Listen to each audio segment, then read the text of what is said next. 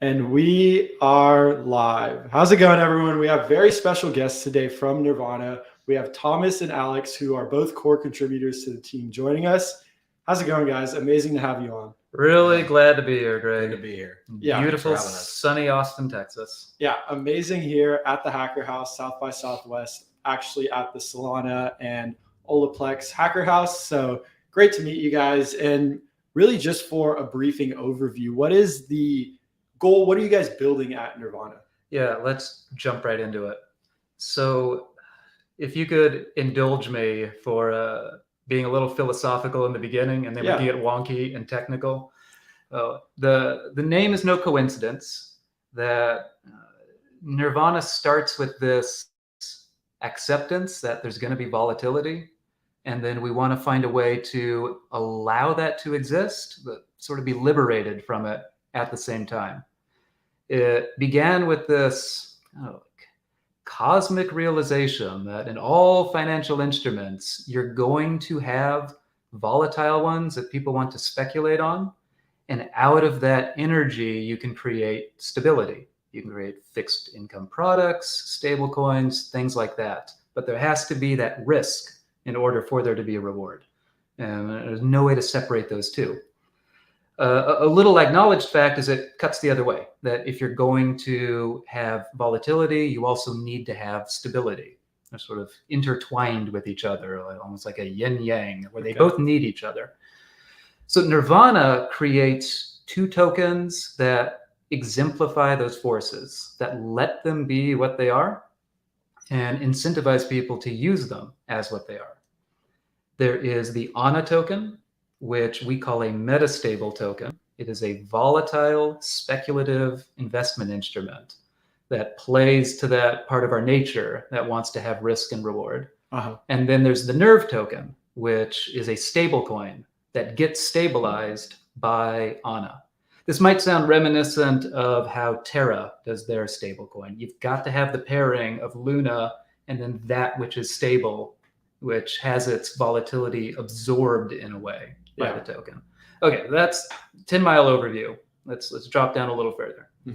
One of the interesting properties of ANA, this volatile token, is that it has a floor price, and a floor price that rises as people have more demand for the token. But at this point, I just want to plant a few flags really quick, and then we can go into more detail as we see fit. Perfect. That the way that the floor price is maintained is with protocol-owned liquidity. I think we're going to talk about that. Yes, definitely. The notion of a reserve token can't help but bear reference to a famous mountain in Greece. We're probably going to need to talk about that a little bit. And then the idea of yield. This token is not just volatile, but it also bears yield in its own way. And we're going to need to cover that. And the most important thing, I think, with any sort of yield-bearing instrument is to ask ourselves, is it sustainable? Incidentally, we ran into the people who run the Anchor protocol for Terra at this party. Yeah. And I said, we have a bunch of questions for you. And they said, I bet your question is, will the 20% APY be there next year? Yeah. Like, how long is it going to last? So that's another thing that Nirvana is focused on, is sustainable APYs that don't just tease you and then run out over time. Okay. So just to close the summary out, on the other side of that ANA token is the stablecoin, NERV. And it is a different class of stablecoin. If we were allowed to be a little presumptuous, this could be a DeFi 3.0 sort of concept. It's a super stable coin that is backed and collateralized by all stable coins. Okay. It has what we call a delegated peg, where rather than picking an algorithm to peg the stable coin, we say other people are doing fantastic work in that space. Let's create a stable coin that, again, to bring this full circle back to Buddhist philosophy, sort of sees the oneness of everything. If you could pool all stable coins together, the centralized ones, the under-collateralized ones, the algorithmic ones, let's be agnostic to whatever implementation of stablecoin is out there. Let them all be what they are. and find some sort of inner harmony with them. You can create a stable coin based on all implementations working together. To just close this summary out, that's in line with the branding of Nirvana to say, don't compete with things. Don't try to shoehorn people into being all about stability or all about degen volatility or all about this implementation or maxi about that. Let everything be as it is and find a way to, sort of like a Zen monk, allow those forces to pass through and channel them for financial bliss. Gotcha. So this is where I'm going to jump in here, Thomas. Just for my clarity, we're going to have to lay out context on all of those things you said: protocol owned liquidity, Olympus DAO, a little bit more into your stablecoin, of course. But for myself on the stablecoin, this will be backed by the protocol owned liquidity, the stablecoins that you guys are getting from something like, I think you guys have a different term, but I'm going off the top of my head, the bonds of Anna that you guys are giving out. This is a great place to toe into the godless difference of Nirvana, that it's not Olympus. It doesn't work the way Olympus does with protocol-owned liquidity. I think this is a beautiful, crystal clean microcosm of what separates Nirvana from Olympus. So DeFi 2.0 had this brilliant idea. We don't want to bribe users with reward tokens. Yeah. It is clearly not sustainable, no matter how thick a moat you're able to carve for yourself. So what if protocols could own their own liquidity so that there wouldn't be any issue with sustainability or people wanting to sell or buy at later times on in the future? Okay. Olympus called it protocol-owned liquidity. If I could respectfully correct them, it seems to be more like DAO-owned treasury. Yeah. The liquidity is still in SushiSwap, and the protocol of Olympus doesn't own a damn thing. It's the multi-sig DAO that buys back LP tokens from Sushi or whoever else is owning their liquidity. It's a great idea, but an imperfect execution. There's a better way to ensure that your liquidity is permanent, that it's not going anywhere and it's never going to dry up. And that is by actually taking protocol ownership seriously. What Nirvana did is in-house the AMM itself. We do not use a third-party AMM and then buy back LP tokens or receipt tokens or ownership shares of liquidity.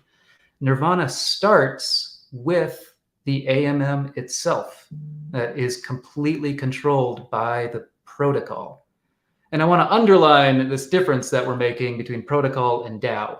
Protocol has no human interaction. It's completely automated. It's algorithmic. It's on-chain. It is the code that runs the AMM.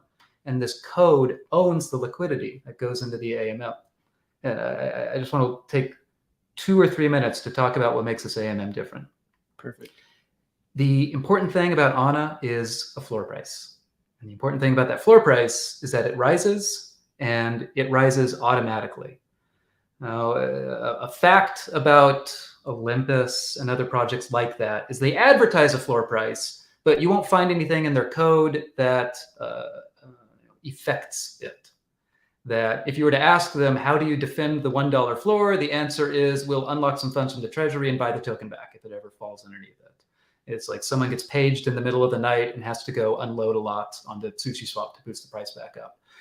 We realized that if you create your own AMM, and by the way, an AMM just is a mathematical way to create a pricing function. You give me token A, I give you token B, this is the price. Yep. You can encode a floor price into your AMM's pricing function. And that's exactly what we did. That the AMM that we designed doesn't follow the XYK constant product curve from 0 to infinity. The price function levels out in an area, and that leveled out spot, I know we're just talking and a picture's worth 1,000 words, enforces the floor price. The AMM does not allow the token to go beneath a price. And secondly, and more importantly, as liquidity goes into the AMM from people purchasing ANA, the floor price is able to rise. The AMM just readjusts the parameters of this function. It's expressed in a very simple math equation. There is no human interaction. We don't have to take part in markets and try to defend a price and boost it by buying the token back or burning it or whatever.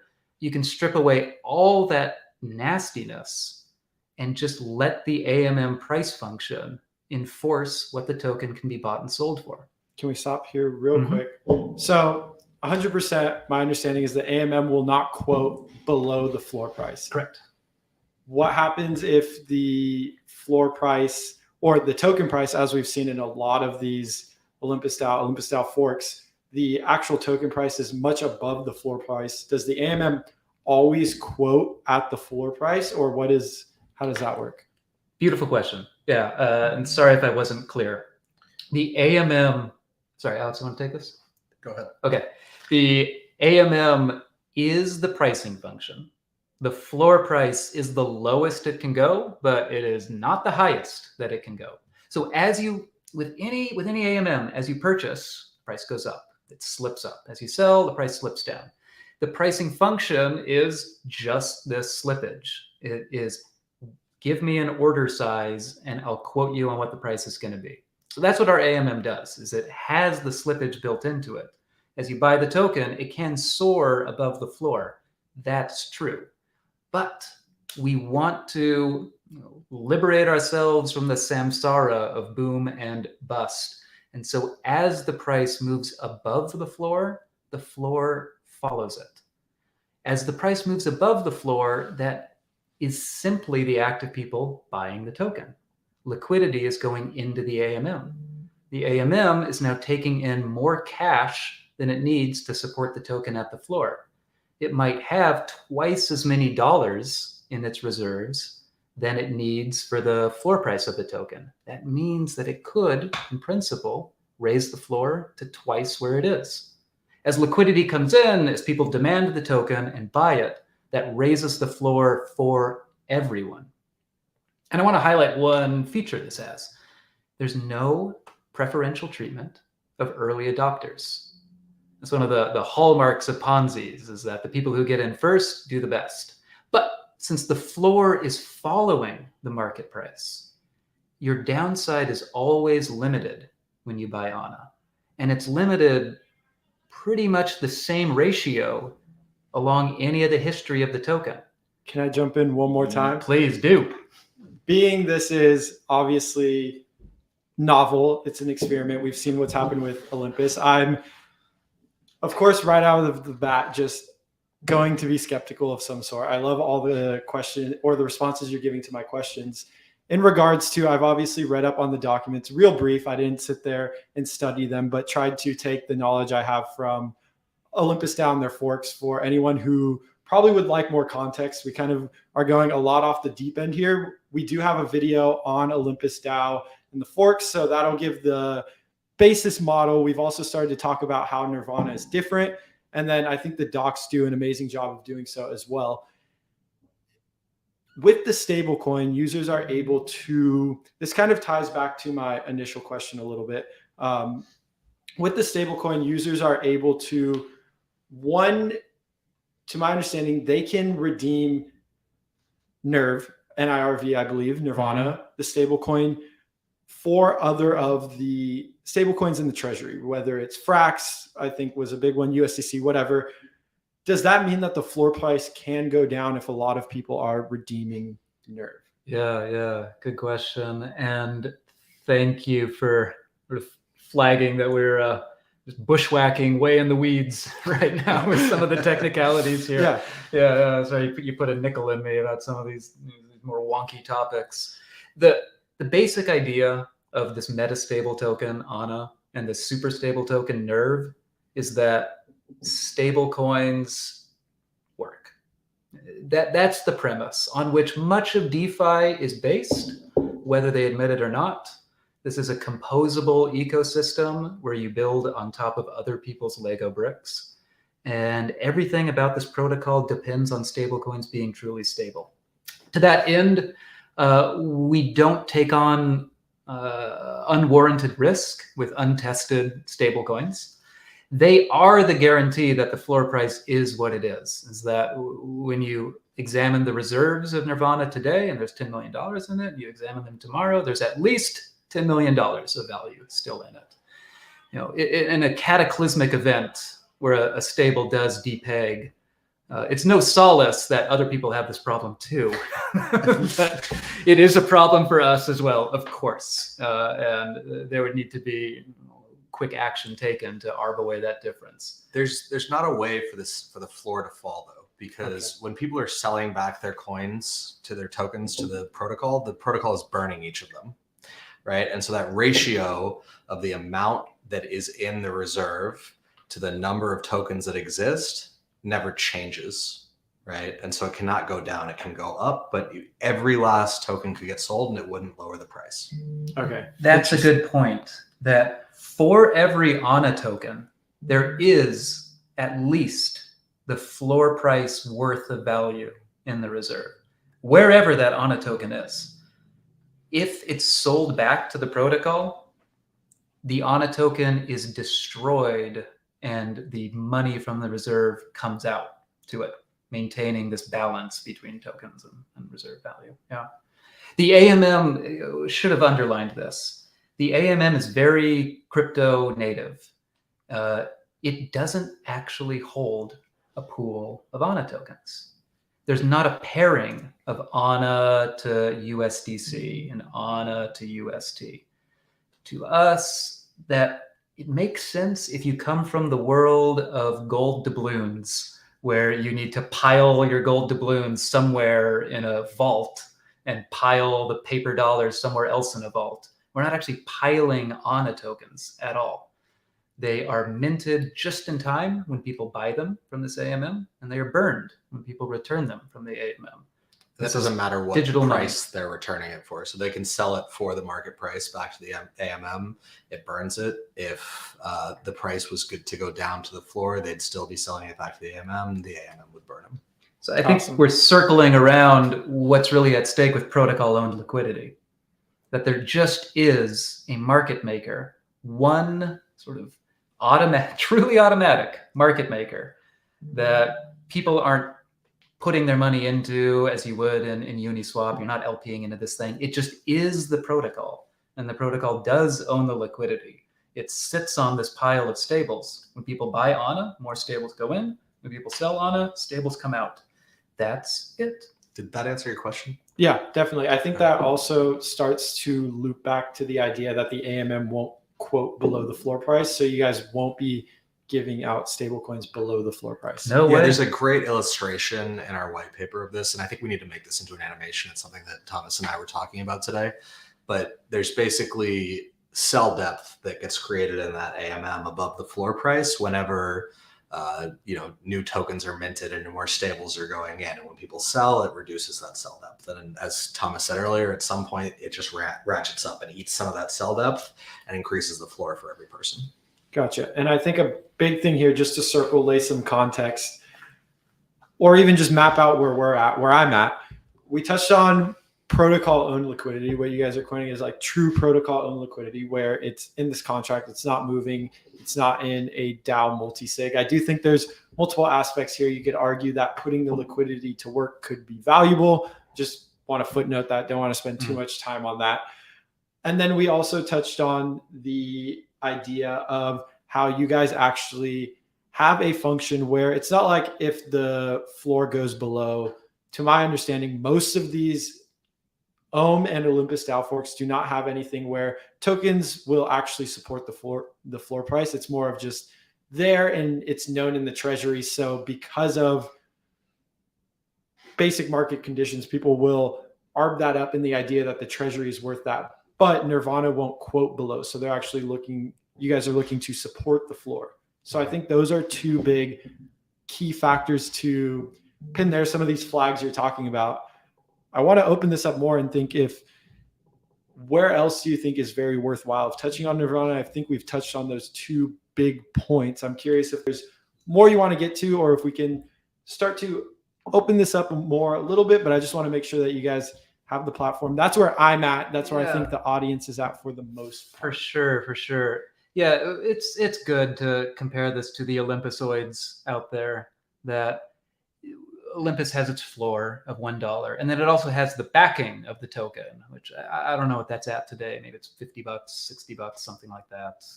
Times have changed, and the token was nearing that $60 line, and then it went beneath the $60 backing, and now there's more money in the Olympus treasury than you actually need for the price that the token is trading, and you're in this upside down state. Our realization is that if you have that money in your treasury, you can make the floor that value. If in your reserve there is $50 per token in existence, make that the floor. Mm-hmm. That just helps people. There's no reason not to. Just put it into the code. Right? Yeah. And so, yeah, to really stress this point one last time, this is all automatic. It is just the math equation at the kernel of the AMM. It's not that the it's to say that the AMM can't quote beneath the floor is like saying a square can't be six-sided. It's not even in the realm of possibility for it to do something like that. It just is a price curve that stops at the floor. And then as liquidity comes in, the floor goes up. There's another big difference with Olympus worth highlighting, and it's the yield problem. And that was one of the flags that we talked about earlier. And how do you make yield last? The way Olympus does yield is very straightforward. They give you the ohm token. You stake ohm, you get more ohm.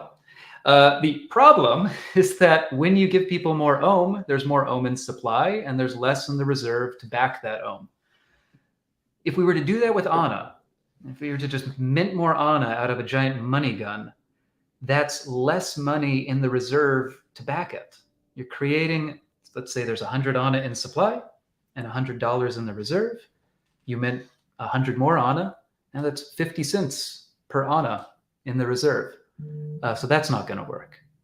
Instead, we have this innovation where the stakers are paid in options.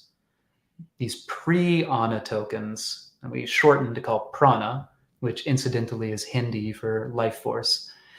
And these options work in that they entitle you to buy ANA at whatever the floor price is. So why is that valuable for you, degen investor?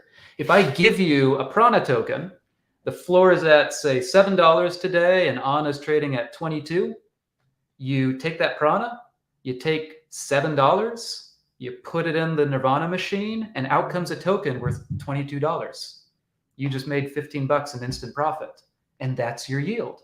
You're paid in these prana tokens, and the protocol is healthy because it took in the $7 that it needed to back that ANA token. So on the protocol's ledger, everything's gravy. We didn't hurt the token's backing in any way. You, the staker, made a profit. Works out. Everybody wins. Everybody wins. And movement on the protocol is good for everybody too. Mm-hmm. Interesting. So just thinking here, you mentioned it's a call option. People are only able to exercise it at the floor price, correct? Yes. Mm-hmm. So it's always in the money, as you'd say. Another interesting point about this is, we can take out NERV based on what your value is at the floor in the protocol. So when you execute that prana, you can immediately take that money back out and use our stablecoin. Yes. Here's the. We've only made it through half of the yin yang. What's ANA without NERV? So we'll have Maker. We'll have collateralized loans. You put collateral in, you can take a loan back out. Yep. Now, what if I told you that your collateral can't go beneath a certain value? In other words, it has a floor price. Mm-hmm. ANA has that property. ANA cannot go beneath the floor. Nirvana has a native way for you to post your ANA as collateral, and you can withdraw, you can mint a stable coin precisely at the floor value of the ANA that you deposited. Why not? That's money which is locked away in the protocol. You are good for that loan. You can draft a stable coin off of the ANA token. So stakers are now doubly incentivized. They can stake their ANA, to get staking rewards. And while it's locked up and you're not using it, go ahead and have a stable coin right back in your hand. So you're liquid again with your cash. And on top of that, you come back to the protocol a week later and the floor had risen a couple bips. Go ahead and get some more NERV. You're good for it now. Your collateral just increased in value.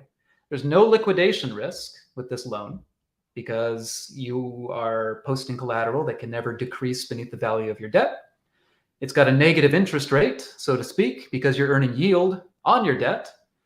And heck, you can buy ANA with NERV.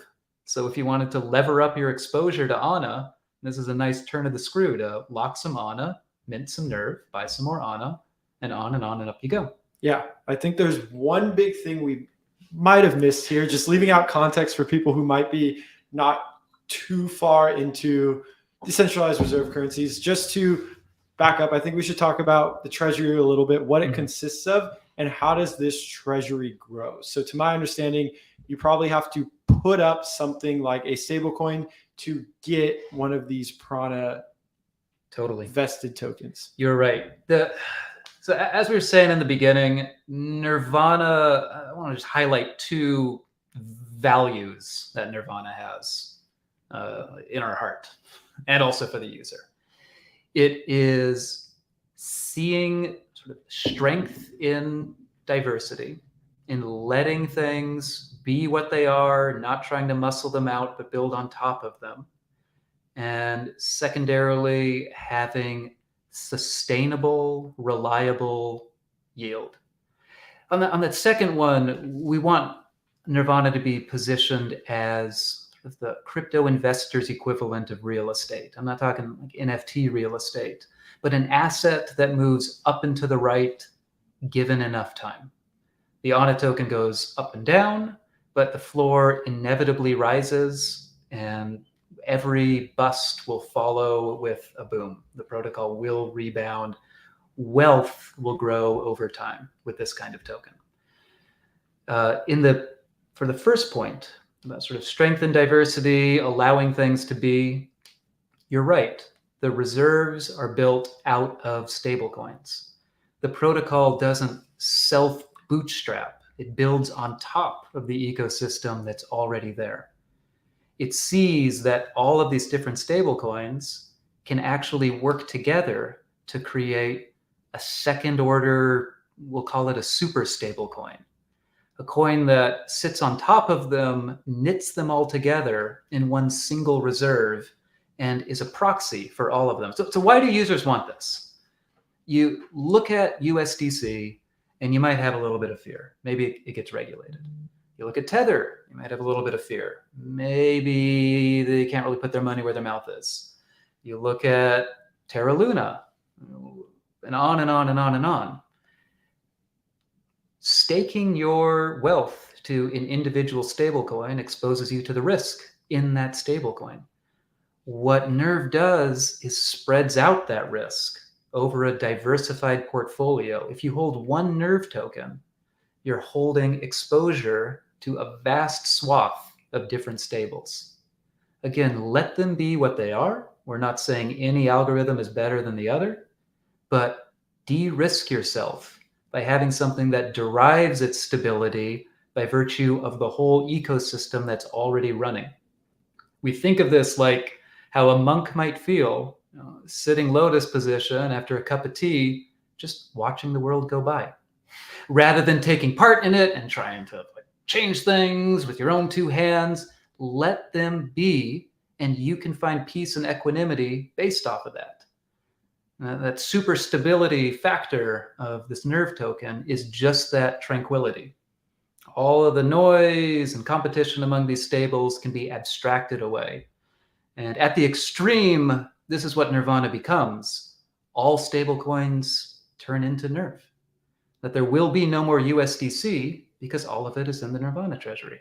There will be no more Tether because all of it is in the Nirvana treasury. There will be no more any other individual stablecoins because they've all broken out from the cycles of samsara and they are in the reserve, and you have one token that proxies to all of them.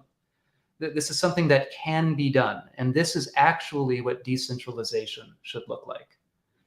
NERV is a decentralized stablecoin.